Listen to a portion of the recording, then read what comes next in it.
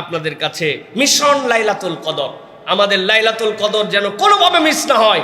কমসে কম 5টা, আর আপনার পক্ষ থেকে বুদ্ধি খাটায় আপনি আরও 2-1টা বের করতে পারেন। এর 1 নম্বর কাজ হবে, প্রত্যেক দিন লাইলাতুল কদরের যখন রাত শুরু হবে মাগরিবের নামাজের পরের থেকে আমাদের টার্গেট থাকবে মিস যাবে না। প্রত্যেকটা দিন শেষ দশকের মধ্যে আমরা কিছু দান সাদাকা করব। এই বছর টার্গেট করি যে ইনশাআল্লাহ আমরা যেন আল্লাহর দেওয়ার সবচেয়ে বড় নিয়ামত লাইলাতুল কদর, এই লাইলাতুল কদরটা যেন আমাদের জীবনে আল্লাহ নসিব করায় দেন। প্রিয় ভাইয়েরা, লাইলাতুল কদর এমন ফজিলতের, শুধু এইটুকু মনে রাখবেন যে এই লাইলাতুল কদর আল্লাহ রাব্বুল আমিন দিয়েছেন সকল উম্মতের আগে, উম্মতে মুহাম্মাদিকে আল্লাহর ইচ্ছা মতো প্যাকেজ দিয়ে জান্নাতে ঢুকানোর জন্য লাইলাতুল কদর দিয়েছেন। সুবহানাল্লাহ। সর্বনিম্ন আপনি পান 1000 মাস, উপরেরটা আল্লাহ রাব্বুল আমিন প্রকাশ করেন নাই। কত দিয়ে তোমাকে জান্নাতে ঢুকানো লাগবে আল্লাহ তত দিবেন। সুবহানাল্লাহ। এই জন্য নবী করিম সাল্লাল্লাহু আলাইহি ওয়াসাল্লাম বলছেন তোমরা লাইলাতুল কদর তালাশ করো। কিভাবে তালাশ করবা? নবীজি বলছেন মান কানা মুলতামিসাহা ফালিয়ালতামিসহা ফিল আশরিল আওয়াখির। যদি তুমি লাইলাতুল কদর খুঁজতে চাও, শেষের 10 দিনের মধ্যে লাইলাতুল কদর খুঁজতে শুরু করো। নবী করিম সাল্লাল্লাহু আলাইহি ওয়াসাল্লাম বলছেন যদি না পারো, দুর্বল তুমি হয়ে যাও, ফালা ইয়াগলাবান্না আলা সাবইল বাওয়াকি, শেষ 7 দিন যেন বাদ দিস না, একবারে এটার মধ্যে। নবী করিম সাল্লাল্লাহু আলাইহি ওয়াসাল্লাম এরপরে বলেছেন যে যদি তাও না পারো তাহলে বেজর রাত্রিগুলা অন্তত পক্ষে খোঁজার চেষ্টা করো। আল্লাহ নবী সাল্লাল্লাহু আলাইহি ওয়াসাল্লাম এই যে ভিতরের মধ্যে শেষের রাতগুলার মধ্যে খুঁজতে বলেছেন। আল্লাহ নবী সাল্লাল্লাহু আলাইহি ওয়াসাল্লাম শেষ 7 দিনের কথা বলেছেন, শেষ 10 দিনের কথা বলেছেন। আল্লাহ নবী বলেন আমাকে জানায় দেওয়ার পরে আল্লাহ এটা আমার থেকে বিস্তৃত করায় দিয়েছেন, এটা আল্লাহ রাব্বুল আমিন আমার থেকে হাইড করিয়েছেন। আল্লাহ রাব্বুল আলামিনের নবী এইভাবে জানালেন। আর আমাদের প্রতি ওহী হয়ে গেছে যে একমাত্র প্রত্যেক বছর 27 লাইলাতুল কদর আল্লাহ নবী সব করলেন, আর আমরা ওহী পাইলাম আলাদাভাবে যে 27 একমাত্র ফিক্স করে ফেললাম। এটা হইল কিছু প্রিয় ভাইয়েরা? হলো না তো। সেই রাতেরও আলাদা গুরুত্ব আছে, কিন্তু আল্লাহ নবী যেভাবে বলেছেন সেইভাবে তালাশ করা আমাদের জন্য দায়িত্ব। প্রিয় ভাইয়েরা, বোকা লোক হলেও তো লাইলাতুল কদরের পিছে কিছু শ্রম দেওয়ার কথা। যদি একদম গাফেল বান্দা হয় তাও চিন্তা করবে যে অন্তত পক্ষে কিছু মানুষ আছে না, দেখবেন যে বিভিন্ন জায়গায় দোয়া খায়ের হয়, অনুষ্ঠান হয়, শেষে একটু খাবার দেয়, ও সারাদিন না থাকলেও খাবারের সময় হাজির হয়ে যায়। আছে না এরকম পার্টি? ও ভাই, আপনি যত খারাপ সেন্সে নেন আর জানেন ওর পেট খাওয়া লাগবে, ওই জন্য ক্ষুধা আছে জন্য ওই সময় আসছে। তো এরকম কিছু চালাক বান্দাও তো থাকার কথা যে ভাই রমাদানেও প্রপারলি আমি করতে না পারলেও অন্তত পক্ষে শেষ 10 দিন, শেষ 7 দিন, অন্তত এর মধ্যে বেজর রাত, এইগুলোর মধ্যে আমার কিছু তালাশি দরকার, যাতে আল্লাহ রাব্বুল আমিন আমাদেরকে লাইলাতুল কদর নসিব করেন ইনশাআল্লাহ। আমি আপনাদের কাছে সংক্ষিপ্ত বরাবর বলি, আবারও আপনাদের কাছে মিশন লাইলাতুল কদর। আমাদের লাইলাতুল কদর যেন কোনোভাবে মিস না হয়। কমসে কম 5টা, আর আপনার পক্ষ থেকে বুদ্ধি খাটায় আপনি আরও 2-1টা বের করতে পারেন। এর 1 নম্বর কাজ হবে, প্রত্যেক দিন লাইলাতুল কদরের যখন রাত শুরু হবে মাগরিবের নামাজের পরের থেকে আমাদের টার্গেট থাকবে মিস যাবে না। প্রত্যেকটা দিন শেষ দশকের মধ্যে আমরা কিছু দান সাদাকা করব। মা বোনেরা যারা আছেন ওনারা কেমনে রাত্রেবেলা ফকির মিসকিন খুঁজে পাবেন, দান করবেন কেমনে? বাড়িতে আলাদা বক্স বানায় রাখবেন, আলাদা একটা পট বানায় রাখবেন, আলাদা একটা পদ্ধতিতে রাখবেন যে ওই রাত্রে অন্তত আমার পক্ষ থেকে কিছু দান করে রাখলাম, পরে দান করে দিব। কিন্তু আল্লাহ বলেছেন লাইলাতুল কদর এটা রাত, সুতরাং এই রাতের মধ্যে আমার সাদাকা যেন মিস না হয়। আমি যেন প্রত্যেক দিন আল্লাহর কাছে বলতে পারি, একবার যদি মিলে যায় কমসে কম 1000 মাস, উপরে কত, 1 টাকার বদলে কমসে কম 1000-এর উপরে কত আল্লাহ কেবল জানেন। অতএব দান সাদাকা মিস করা যাবে না।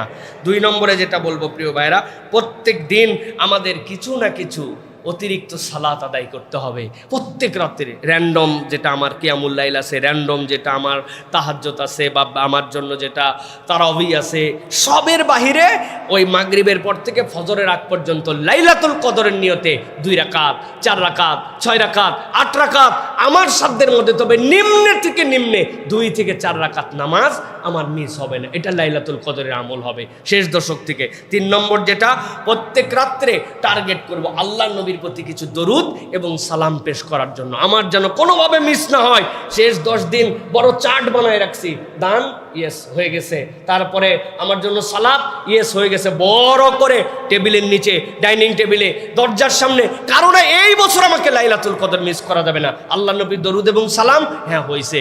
দরুদ ইব্রাহিম পড়ছি একবার, পারি নাই সাল্লাল্লাহু আলাইহি ওয়াসাল্লাম পড়ছি, পারি নাই আল্লাহুম্মা সাল্লি আলা মুহাম্মাদ পড়ছি, পারি নাই, আমি যতটুকু পারছি কিন্তু আল্লাহ নবীর প্রতি ওই রাত্রের মধ্যে দরুদ এবং সালাম পাঠ করেছি। 4 নম্বরে আল্লাহ রাব্বুল আমিন এই লাইলাতুল কদরের ভিতরেই কোরআনুল কারীম নাজিল করেছেন, ইন্না আনজালনাহু ফি লাইলাতুল কদর। এই হিসাবে প্রত্যেক রাত্রে আমি কিছু না কিছু কোরআন তেলাওয়াত করব লাইলাতুল কদরের নিয়তে। ভাই এত ব্যস্ততার মধ্যে পড়ে গেছিলাম, ঠিক আছে আলাম তারা থেকে সূরা নাস আপনার মুখস্থ, আপনি নিয়ত করছেন আলাম তারা থেকে সূরা নাস, এইটুকুই মুখস্থই তেলাওয়াত করছি। সূরা 3 মুখস্থই তেলাওয়াত করেছি, সূরা দোহা মুখস্থই তেলাওয়াত করেছি, সূরা ইয়াসিন যে কয় আয়াত পারি মুখস্থ তেলাওয়াত করেছি। কিন্তু আমি লাইলাতুল কদরের নিয়তে আমি কিছু কোরআন তেলাওয়াত করব ইনশাআল্লাহ, পারবো ইনশাআল্লাহ। এরপরে যেটা প্রিয় ভাইরা, সেটা হচ্ছে প্রত্যেক রাত্রে এই দোয়াটা শিখতে হবে এবং পড়তে হবে। আল্লাহ নবী সাল্লাল্লাহু আলাইহি সাল্লামের কাছে হযরত আয়েশা সিদ্দিকা রাদিয়াল্লাহু তাআলা জিজ্ঞাসা করেছিলেন, ইয়া রাসূলুল্লাহ, যদি আমি লাইলাতুল কদর পেয়ে যাই কি দোয়া করব?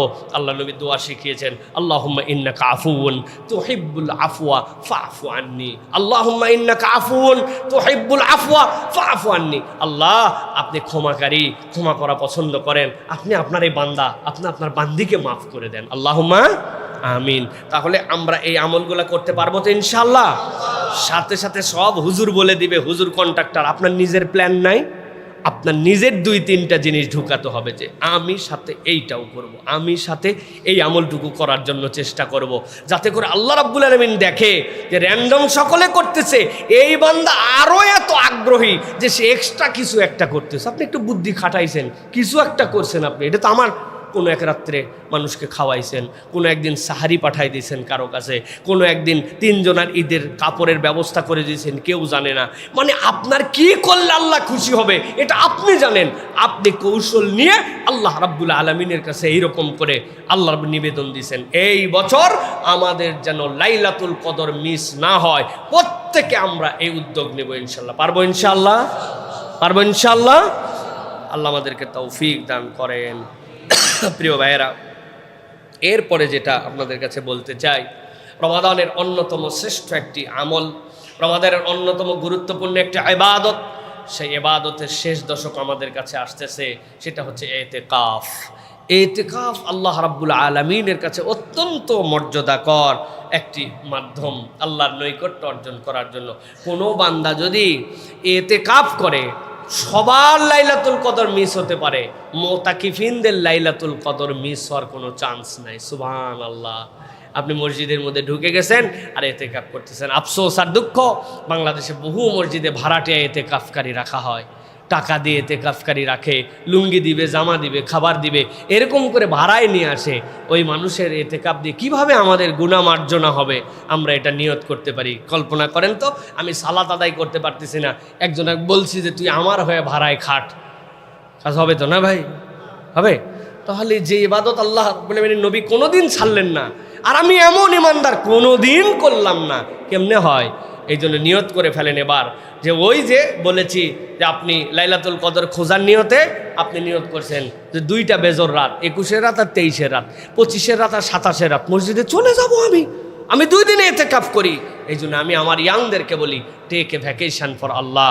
আল্লাহর কাছে কেউ যদি নিজের হৃদয়ে ইবাদত বন্দি করে তৃপ্তির ছবিটা নিজের জিহ্বাতে, চিনি খেলে যেরকম মিষ্টি লাগে, টক খেলে যেরকম আপনার টক লাগে, ঝাল খেলে যেরকম আপনার মুখ জ্বলে, আপনি যদি ইবাদতের স্বাদ বাস্তবিক পেতে চান, আমি আপনার কাছে চ্যালেঞ্জ দিলাম, আপনি 1 থেকে 3 দিনে ইতিকাফ করে দেখেন, আপনি বুঝবেন আপনার অন্তর কীরকম আনন্দ পাইছে। সুবহানাল্লাহ। এই জন্য 1 দিন 3 দিন শেষ দশক ইতিকাফ করার জন্য চেষ্টা করেন। নবী সাল্লাল্লাহু আলাইহি ওয়াসাল্লাম থেকে হাদিস আসছে, ইন্না নবী সাল্লাল্লাহু আলাইহি ওয়াসাল্লাম কানা ইয়াতাকিফুল আশরাল আওয়াখির মিন রমাদান হাত্তা তাওয়াফা। আমৃত্যু আল্লাহ নবী রমাদানের শেষ দশকে, আল্লাহ নবী পুরা মাসই ইতিকাফ থাকতেন, কিন্তু রমাদানের শেষ দশক কখনো মিস করেন নাই। নবী করিম সাল্লাল্লাহু আলাইহি ওয়াসাল্লাম বলছেন, মান মাশা ফি হাজাতি আখিহি কানা খায়রাল লাহু মিন ইতিকাফি 10 সিনিন। কেউ যদি তার ভাইয়ের প্রয়োজনে একটু হেঁটে যায়, তাহলে 10 বছর ইতিকাফ থাকলে যে সওয়াব হয় আল্লাহ তার আমলনামায় এই সওয়াব দান করেন। ওয়ামান ইতাকাফা ইয়াওমান ইবতিগা ওয়াজহিল্লাহ জাআলাল্লাহু বাইনাহু ওয়া বাইনান নার সালাসা খানাদিক কুল্লু খানদাকিন আবাদু মিম্মা বাইনাল খাবিদাইন। আল্লাহ নবী সাল্লাল্লাহু আলাইহি ওয়াসাল্লাম বলছেন, কেউ যদি একদিন আল্লাহর জন্য ইতিকাফ করে আল্লাহ তার আর জাহান্নামের মাঝে 3 খন্দক দূরত্ব ঘটায় দেন। প্রত্যেকটা খন্দক দিগন্ত পর্যন্ত, ওই আসমান আর জমিনের যে ডিস্টেন্স এটা কেউ জানে না, এরকম দূরত্ব আল্লাহ ঘটায় দেন। সুতরাং ইতিকাফ অত্যন্ত গুরুত্বপূর্ণ। আল্লাহর জন্য একদিন দিবেন। কারা কারা রাজি আছেন? আল্লাহর জন্য একদিন হলে ইতিকাফ করবে ইনশাআল্লাহ। বাচ্চা কাচ্চা নিয়ে চলে আসবো, পারবেন ইনশাআল্লাহ? আল্লাহর জন্য একদিন, 3 দিন, 10 দিন। ওরে ভাই ব্যস্ততা, এই সকল ব্যস্ততার আলাপ করেন না। আল্লাহ নবী সাল্লাল্লাহু আলাইহি ওয়াসাল্লামের থেকে ব্যস্ত মানুষ আসমানের নিচে জমিনের উপরে কেউ ছিলেন না। ছিলেন?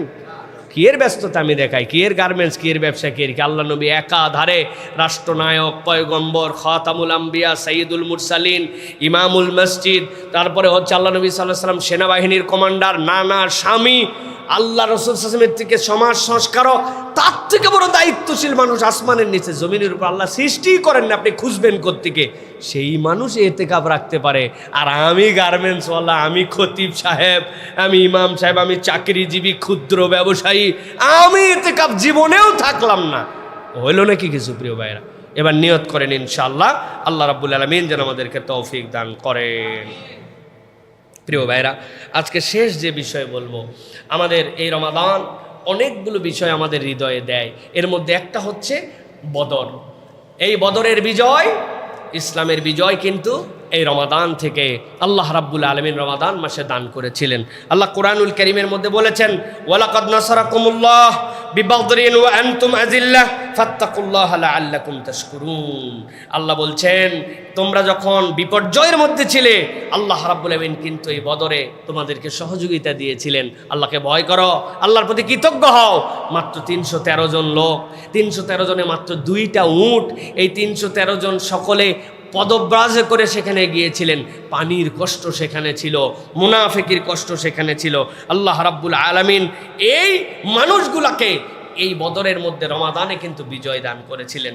সুতরাং এই বিজয়, ইসলামের যে সৌন্দর্য, এই অর্জনটুকু বান্দা যখন নিজেকে স্যাক্রিফাইস করে আল্লাহ রাব্বুল আলামিন তখন তাকে এই নিয়ামতটা দান করেন। সুতরাং বদর আমাদেরকে শেখায় মাথা নত করা নয়, পিছুটান নয়, শক্তি আল্লাহর পক্ষ থেকে আসে। আল্লাহর জন্য নিবেদিত হলে ওই বান্দার হৃদয়কে আল্লাহ রাব্বুল আলামিন ঐশ্বর্য দিয়ে ভরায় দেন। সুবহানাল্লাহ। ফেমি ওতাদোলা, নাইজেরিয়ার বিখ্যাত ধনী, তার হিস্ট্রি আপনি সার্চ করে দেখবেন, শুধু ফেমি ওতাদোলা লিখলেই আপনি পেয়ে যাবেন। উনি বলছেন, আমার যখন অনেক টাকা পয়সা হলো হৃদয়ে তাও শান্তি পাই না, কি করব? প্রথমে বুদ্ধি করলেন যে যত সম্পদ কেনা যায় সব কিনতে হবে। কিনতে কিনতে আফ্রিকার ডিজেল সরবরাহের 92%-এর মালিক উনি ছিলেন। আফ্রিকার লোকের গাড়ি চালাতে হলে ডিজেল বাহিত, উনি ছাড়া কোনো উপায় ছিল না। এত সম্পদ কিনছে, না অন্তরের মধ্যে সুখ হয় না। এরপরে মনে করছেন পৃথিবীর দামি দামি জিনিসগুলা কিনি, যেইগুলা সিগনেচার আইটেম, অনেক দামি, পৃথিবীর মহামূল্যবান, যেখানেই যত ধরনের নিলাম হয় দামি জিনিস সব কিনছে, অন্তরে শান্তি হয় না। এরপরে চিন্তা করছে যে আচ্ছা সম্পদ অনেক হয়েছে, হয়তো বড় বড় project, different kind of project যদি থাকে তাহলে আমার জন্য শান্তি হবে। আফ্রিকার অঞ্চলের যত বড় প্রজেক্ট, যত বড় প্ল্যান সবগুলা কিনে ফেলছে, টাকার তো অভাব নাই, শান্তি হয় না। উনি নিজে মুখে বলছেন, ফেমি ওতাদোলা, যে একদিন আমার এক বন্ধু বলল যে আমাদের এখানে একটা দুস্থদের সংগঠন আছে, যে এখানে অনেক বাচ্চা কাচ্চা আছে যারা বিভিন্ন কারণে প্রতিবন্ধী, পঙ্গু, তো তাদের জন্য একটু হুইল চেয়ারের অ্যারেঞ্জ করতে হবে। কতগুলা? বলছে 400টা হুইল চেয়ার তাদেরকে আমরা দিতে চাই। তো 400 হুইল চেয়ার, এই তো তার কাছে কোনো মূল্যই নেই, দিয়ে দিছে, সাথে সাথে দিয়ে দাও। তো শেষে ওনাকে অনুরোধ করছে যে শুধুমাত্র দিলেই হবে না, তোমার হাতে যদি সময় থাকে এই বিতরণের সময় তুমি আসতে পারবা কিনা। কি মনে দাগ কাটছে, গেছে, বিতরণ হয়েছে, সব বাচ্চা কাচ্চারা হুইল চেয়ারে করে নিয়ে খুশিতে যাচ্ছে। তো যাওয়ার সময় একটা বাচ্চা হুইল চেয়ারের হাতে ভর দিয়ে নিচে নামছে, নেমে উনি যে দিছে তার পরিচয় বলছে, সে তার পা জড়ায় ধরছে, জড়ায় ধরে কাঁদতেছে। তখন বলছে, তোমার আর কি চাই বলো, তুমি কেন কাঁদতেছ, তোমার কোনো অভাব নাই, বলো আমার কাছে তোমার কি ডিমান্ড। সেই বাচ্চা বলছে, আমার কোনো ডিমান্ড নাই ফেমি, কেবলমাত্র আমি যখন শুনেছি যে তুমি আমাকে একটা হুইল চেয়ার দিছো, আজকে এই হুইল চেয়ার দিয়ে গড়ায় গড়ায় আমি যাচ্ছি। এর আগে আমি রাস্তার সাথে ছেঁচড়ায় ছেঁচড়ায় যেতাম। আমি তোমার কাছে প্রতিশ্রুতি দিয়ে গেলাম, আজকে তুমি আমাকে যে স্মুথ চলার মতো করে দিলে, আল্লাহ যদি আমাকে জান্নাতে নেয় তাহলে আমি কিন্তু তোমাকে ছাড়া জান্নাতে যাব না।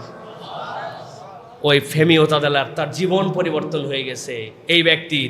এরপরে উনি বলছেন, আরে কিসের প্ল্যান, কিসের এই প্রজেক্ট, কিসের এই অর্থ কামাই, একটাও সুখ দেয় নাই। যখন আমি মানুষের জন্য কিছু করতে শিখেছি, নিজের সম্পদকে স্যাক্রিফাইস করে দিয়েছি, তখন আমি অন্তরে যে সুখ পাইছি, ওই সুখ কোনোদিন কোনো কিছুতে পাই নাই। ইসলাম এই বার্তাটাই শেখায়, জানের মায়া করে নাই, সম্পদের মায়া করে নাই, পরিবারের মায়া করে নাই, বিধবা হবে নাকি এতিম হবে কিছু চিন্তা করে নাই, আল্লাহর জন্য স্যাক্রিফাইস করে দিছে। ওই আল্লাহর জন্য যখন মানুষকে নিবেদিত করে দেয়, রব্বুল আলামিন তখন তাকে সাহায্য করেন। সুবহানাল্লাহ। এই জন্য বদর আমাদেরকে স্যাক্রিফাইসের শিক্ষা শেখায়, মাথা উঁচু করে দাঁড়াতে শেখায়। মুসলমানরা পশ্চাৎপদ নয় এটা শেখায়, মুসলমানরা স্যাক্রিফাইস করতে জানে এটা শেখায়, আত্মসম্মান বোধ শেখায়। আল্লাহ রাব্বুল আলামিন ওই বদরের যে মর্যাদা সাহাবীদেরকে দিয়েছিলেন, কোনো সাহাবীর মর্যাদার এরকম ছিল না। এই জন্য আল্লাহ রাব্বুল আলামিন এই বদরের সাহাবীদের যে ত্যাগ, ওই ত্যাগের বিনিময়ে আজকে ইসলাম আমাদের এই জায়গায় এনেছেন। আমাদেরকেও আল্লাহর জন্য ডেডিকেটেড হওয়ার, নিবেদিত হওয়ার, হারামকে ত্যাগ করার, হালালকে গ্রহণ করার এই মানসিকতা নিরবিচ্ছিন্নভাবে গ্রহণ করতে হবে। এটা বদরের অন্যতম একটা শিক্ষা। পারবো তো ইনশাআল্লাহ? দুনিয়ার দিকে তাকায়া উনারা জীবন দিয়ে দিল। আল্লাহ তো বলেন না এই জায়গায় জীবন দেওয়ার জন্য, তুমি হারামটা ত্যাগ করো। আপনি এখনো হারাম ত্যাগ করতে পারলেন না, আপনি এখনো একটা হালালের মধ্যে ঢুকতে পারলেন না, নিজের জীবনের একটা লাইফ চেঞ্জিং টার্নিং পয়েন্ট এটাকে আপনি গ্রহণ করতে পারলেন না। র্যান্ডম লাইফ, আগেও যা পরেও তা, এরকম হলে কিন্তু আমাদের জন্য বড় বিপজ্জনক। আল্লাহ আমাদেরকে বোঝার তৌফিক দান করেন।